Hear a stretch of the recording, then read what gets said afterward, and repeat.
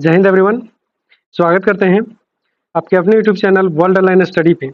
चलिए आज हम इस वीडियो में रिस्पिरेटरी सिस्टम से रिलेटेड इंपॉर्टेंट क्वेश्चन पर डिस्कशन करेंगे। तो वीडियो को शुरू करने से पहले एक छोटा सा रिक्वेस्ट, अगर आप इस चैनल पे नए हैं तो वीडियो को लाइक शेयर और चैनल को सब्सक्राइब जरूर करें। चलिए, मेरा पहला क्वेश्चन है, श्वास नली की लंबाई कितनी होती है? तो श्वास नली की लंबाई का बात करें तो इसमें आपको ध्यान रखना है लगभग 12 सेंटीमीटर होता है। लगभग इसको याद रखना है 12 सेंटीमीटर। अगर हम श्वास नली का दूसरा नाम का बात करें तो इसको हम ट्रेकिया के नाम से भी जानते हैं। तो इसका दूसरा नाम हो जाएगा, श्वास नली का दूसरा नाम हो जाएगा ट्रेकिया, और लंबाई हो जाएगा इसका 12 सेंटीमीटर। तो इसका ऑप्शन होगा बी। चलिए सेकेंड क्वेश्चन को देखते हैं। सेकेंड नंबर क्वेश्चन है कि जब हम अंतः शोषण करते हैं तब डायफ्राम का रेडियल पेशिया क्या होता है? तो इस क्वेश्चन को हम इस तरह से समझेंगे कि जब हम श्वास को अंदर लेते हैं तो आप फील करेंगे कि उस टाइम पे डायफ्राम जो है मेरा वो संकुचित होता है। तो इसका आंसर हो जाएगा कि हम जब अंदर श्वास को लेते हैं तो डायफ्राम का रेडिकल पेशिया जो होता है वो संकुचित होता है। तो इसका आंसर हो जाएगा संकुचित, और ऑप्शन का बात करें तो होगा सी। चलिए नेक्स्ट क्वेश्चन है हमारा कि निम्नलिखित में से कौन हमारे रुधिर में पाया जाता है? तो हमारे ब्लड में हीमोग्लोबिन पाया जाता है, जिसके कारण हमारा ब्लड लाल रंग का होता है। तो इसका आंसर हो जाएगा हमारे रुधिर में हीमोग्लोबिन पाया जाता है, और ऑप्शन होगा बी। चलिए नेक्स्ट नंबर क्वेश्चन है मेरा, समान श्वसन के दौरान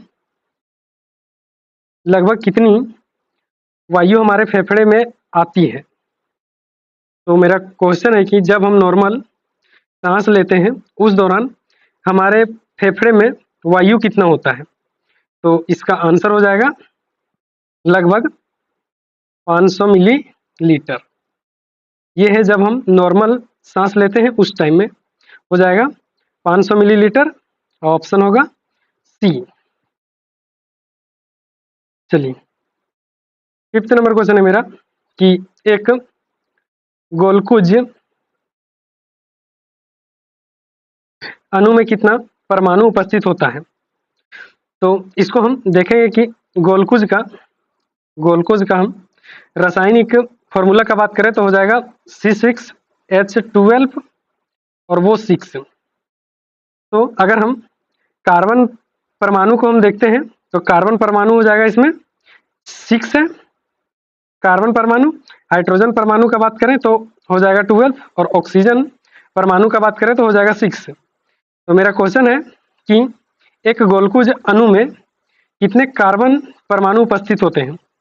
तो इसका आंसर हो जाएगा कि एक गोलकुज अणु में कार्बन परमाणु की संख्या 6 होती है। तो मेरा आंसर हो जाएगा 6, और ऑप्शन होगा डी। चलिए नेक्स्ट क्वेश्चन है हमारा, जीवों में उत्पन्न ऊर्जा किस रूप में संचित होता है? तो इसका आंसर हो जाएगा एपीटी के रूप में। एपीटी का अगर हम फुल फॉर्म का बात करें तो हो जाएगा एडिनोसाइन ट्राइफॉस्फेट। एडिनोसाइन ट्राइफॉस्फेट हो जाएगा इसका फुल फॉर्म। तो इसका आंसर हो गया एपीटी, ऑप्शन हो गया डी। चलिए नेक्स्ट क्वेश्चन है हमारा, वायवीय शोषण की घटना कहाँ पर होती है? तो इसका आंसर हो जाएगा माइटोकॉन्ड्रिया में वायवीय शोषण का घटना होती है। तो इसका आंसर होगा माइटोकॉन्ड्रिया। यह शोषण O2 ऑक्सीजन के उपस्थिति में होता है। तो इसका आंसर होगा माइटोकॉन्ड्रिया, ऑप्शन होगा सी। चलिए 8 नंबर क्वेश्चन है मेरा, अमीबा में श्वसन अंग कौन सा होता है? आप जानते हैं कि अमीबा एक कोशिकीय जीव है। अमीबा एक कोशिका से मिलकर बना है, तो इसका आंसर हो जाएगा कि अमीबा में श्वसन अंग कोशिका झिल्ली में होता है।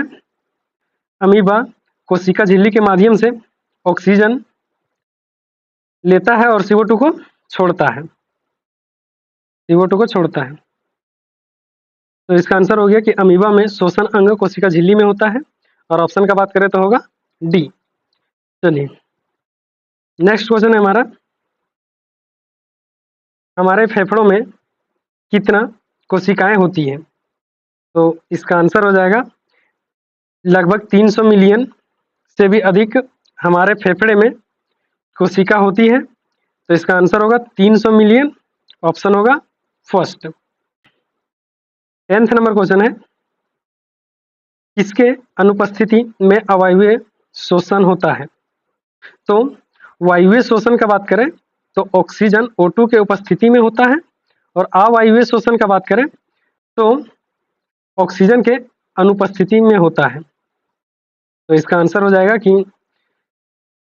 O2 के अनुपस्थिति में अवायवीय शोषण होता है। तो इसका आंसर है ऑक्सीजन, और ऑप्शन का बात करें तो होगा सी। चलिए नेक्स्ट क्वेश्चन है हमारा, जीवाणुओं में श्वसन स्थल कहाँ होता है? तो इसका आंसर हो जाएगा मीमोसोम में जीवाणुओं का श्वसन स्थल होता है। तो इसका आंसर हो जाएगा मीमोसोम, ऑप्शन का बात करें तो होगा डी।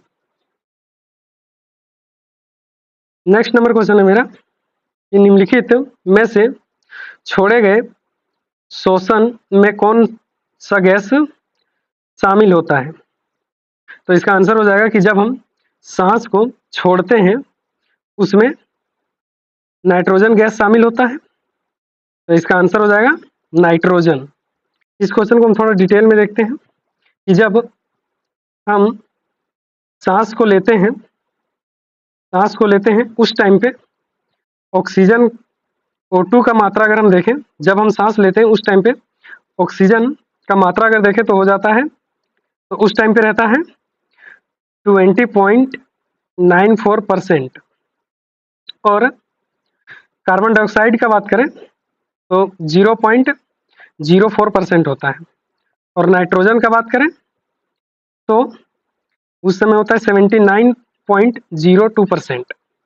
ये जब हम सांस लेते हैं उस टाइम, और जब हम सांस को छोड़ते हैं उस टाइम पे अगर हम बात करें तो O2 होता है 16.49%, और CO2 का बात करें तो होता है उसमें 4.49%, और नाइट्रोजन सेम होता है 79.02%।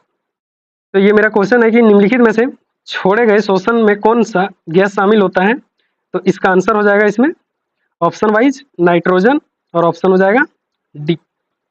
चलिए नेक्स्ट क्वेश्चन है हमारी छोड़ी हुई सांस की हवा में O2 की मात्रा लगभग कितनी होती है? तो अभी हमने डिस्कस किया कि जब हम सांस को छोड़ते हैं उस टाइम पे O2 का मात्रा हो जाता है 4.49%। तो ऑप्शन वाइज आंसर करना है, तो लगभग में हो जाएगा 4%।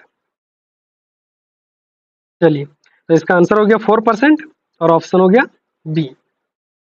चलिए 15 नंबर क्वेश्चन है मेरा, उभयचर सरीसृप पक्षी और स्तनधारी किसके द्वारा शोषण करते हैं? तो इसका आंसर हो जाएगा ये जितने भी हैं फेफड़े के द्वारा शोषण करते हैं।